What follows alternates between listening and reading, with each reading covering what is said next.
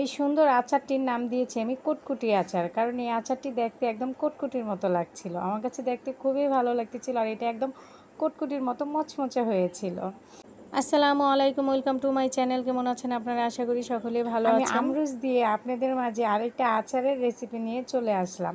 তো এই আচারের রেসিপিটা আমি কিভাবে তৈরি করেছি সেটাই আজকে আমি আপনাদের সাথে শেয়ার করব। তো এখানে দেখেন আমি কতগুলো আমরুচ নিয়েছি, 6টা আমরুচ নিয়েছি আমি। এগুলো আমরুচগুলো আমি ফ্রিজে রেখে দিয়েছিলাম, যেহেতু আপনাদের ভাই অনেকগুলো আমরুচ গ্রামের বাড়ি থেকে নিয়ে এসেছিলাম। আমি এটাকে ধুয়ে ভালো করে কুচি কুচি করে কেটে নিয়েছি, দেখতেই পাচ্ছেন সুন্দর করে কেটে নিয়েছি। আর এটাকে আমি কিন্তু 1 ঘন্টার মতো ভিজিয়ে রেখেছিলাম, কালো কষটা যেভাবে বের হয়ে যায়। তারপরে এটাকে আমি ভালোভাবে ধুয়ে পরিষ্কার করে নিচ্ছি। এটাকে এখন আমি সিদ্ধ করে নেব।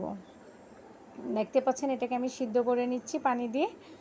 সিদ্ধ করে নিয়ে আমি পানিটা ছেঁকে নিয়েছি, দেখতে পাচ্ছেন এখন সুন্দরভাবে কিন্তু এটা হাফ সিদ্ধ হয়ে গেছে। এখানে আমি কালো সর্ষে বাটা যেটা, এটা আমি দিয়েছি 1.5 চামচের মতো, সামান্য একটু হলুদের গুঁড়ি দিয়েছি।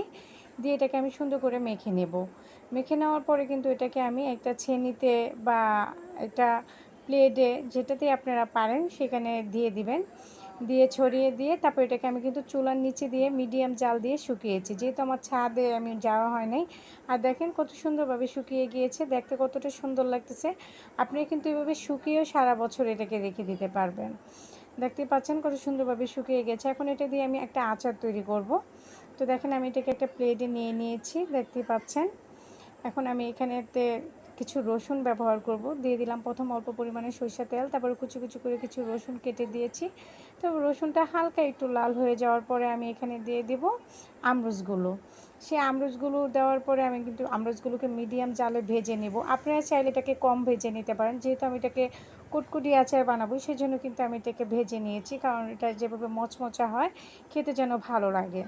একদম এটাকে মনে হচ্ছিল যে শাক ভাজির মতো। তারপরে দেখেন এখানে 1 চামচ পাঁচফোড়নের গুঁড়ো, হাফ চামচের মতো নিয়েছি মরিচের গুঁড়ো, নিয়ে মিলিয়ে দিয়েছি নামানোর আগে। আপনারা চাইলে আরও কমও কড়া করতে পারেন, আর একটু হালকাও রাখতে পারেন, কারণ আমার হাজব্যান্ডে কড়াটা একটু বেশি পছন্দ করে, সেই জন্য দিয়েছি পরিমাণ মতো একটু বিট লবণ দিয়েছি। আপনারা চাইলে দিতেও পারেন, নাও দিতে পারেন। এই মজাদার কুটকুটি আচারটা খেতে কিন্তু খুবই ভালো লাগে। আর আমরুচ ফল ফেলে দিবেন কেন, এভাবে কিন্তু মজাদার আচার তৈরি করে খেয়ে ফেলতে পারেন। তো এই ছিল আমার রেসিপি। যদি ভালো লাগে আমার চ্যানেলটাকে সাবস্ক্রাইব করে রাখবেন, পাশে থাকা বেল আইকনটা ক্লিক করে দিবেন।